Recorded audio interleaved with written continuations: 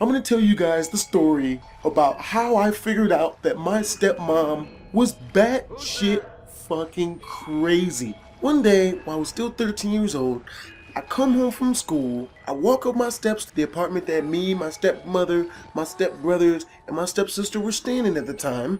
Open my door, the first thing I'm greeted by is the fact that the entire room is pitch black dark. Everything's freaking pitch black dark. Now, a lot of other kids would usually panic at this point, but me, considering I'm used to being raised in bad areas, I just figured the freaking electricity was off. And growing up in this type of crap and being used to the unfortunate usually freaking happening, the lights being turned off isn't really that big of a deal to me. I walk in the house, I close the door, I put my backpack down, and I start walking to the back room. While I'm walking to the back room, I see it's dimly lit. It looks like candlelight, which makes a lot of freaking sense if the electricity is off. I mean, any black kids that have lived in the real ghettos has had one of their parents at some point say this crap to them. The electricity's getting cut off. I'm gonna need you to go to the corner store and grab us up like 6 packages of candles and batteries and flashlights. Someone forgot to pay the light bill.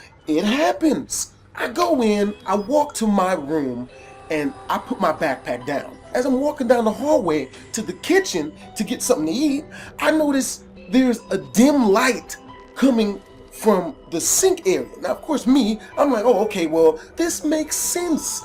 Electricity is off. Somebody already done went and got candles. This is looking exactly what I thought it was like. I don't even look at where the candle light is coming from. I open up the fridge. I see it's the same shit that's always in the refrigerator. Small point, why do we do that shit?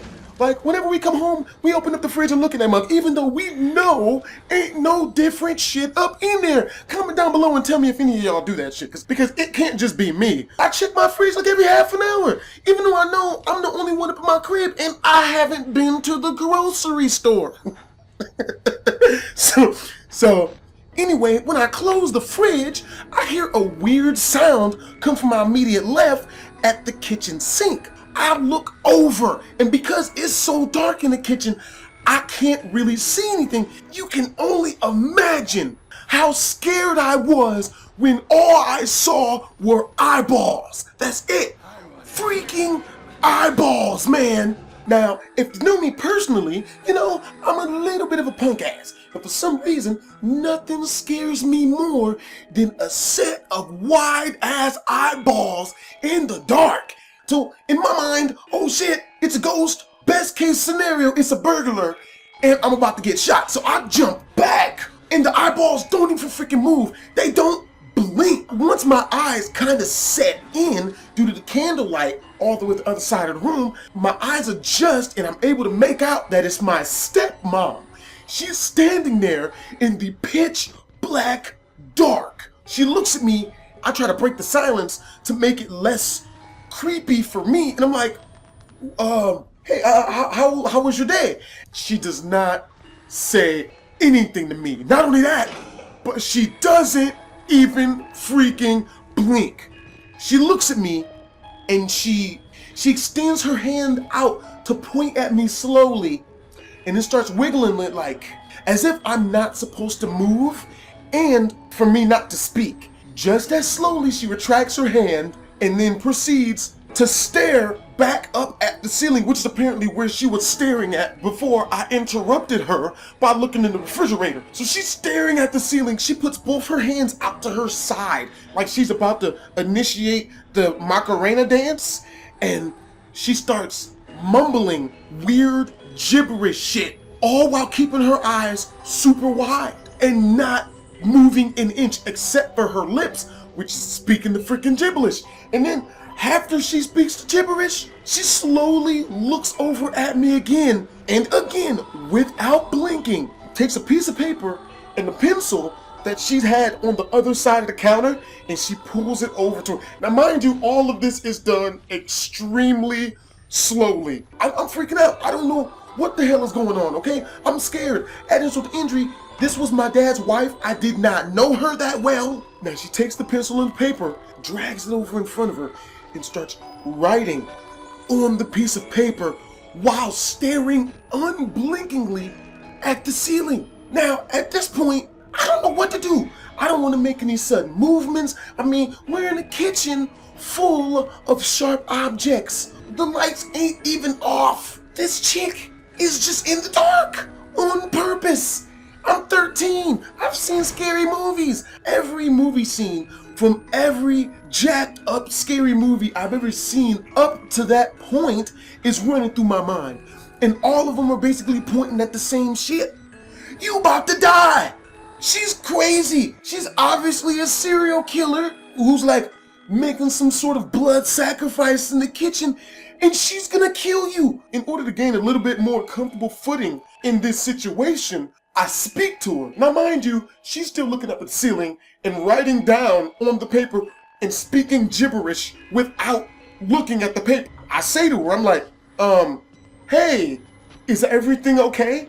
The minute the words left my mouth, her hand stops and her gibberish speaking stops, and she slowly looks at me again. Now mind you, this has to be like a minute and a half where this chick hasn't blinked. I've never seen that happen. And she says, what are you doing here? To which case I respond, I'm like, I didn't know I wasn't supposed to come home. What are you writing on the paper? And her face scrunches up when I say that, as if she were pissed when I said that. I shit you not. I'll never forget this. She reaches down, she picks up the paper, and she's like, don't talk about what I'm writing on this paper, okay? This is a letter to God, and this is between me and him. And she takes the piece of paper, crumbles it up, holds it over the sink, takes a lighter out of her back pocket, and sets the piece of paper on fire. I'm basically shitting bricks at this time, okay? I'm standing there. I take a step back, and she looks at me, and she's like, I think you better go outside and play. I turn around, I go and I get my backpack, and I go outside and I play for like 10 or 12 hours. The thing that bothered me the most about this was, not only did she just give off that serial killer vibe, right? But if you guys have been reading the other previous stories I've had with my stepmom, the one where she made a horrible food and I'm hiding it all over the house and just blaming her kids and getting her kids in trouble, that crap, or the one I got her daughter's ass whipped by her. I was a troublemaker in the household. After this happened, I was the best little angel ever. You wouldn't hear anything about me doing some stuff I wasn't supposed to be doing. Nope. Needless to say, I think I told my mom about that, and weirdly enough, she believed me because she had had it out with Stephanie. My mom was already convinced that this woman was freaking crazy. I hope you guys enjoyed the story. You know, if you did, make sure to comment down below and let me know if you guys have had any crazy situations like that happen with people that you didn't know were freaking off their rocker. Because I would love for it not to just be me, okay? It can't just be me. I can't be the only one having this craziness happen and whatnot. It's gotta be other people as well. Also, if I get 700 likes on this video before this time tomorrow, basically 24 hours, I will share with you guys next week probably one of the most disgusting and creepy and crazy job experiences I've ever had in my entire work history. This is not the story that I said I'm not going to share with you guys, but this is one of them. Like I said, man, like this video. If I get 700 likes, dude, next week I'll tell that story. With that, if you're brand new to the channel, make sure to subscribe. And as always, Twisms. Yeah.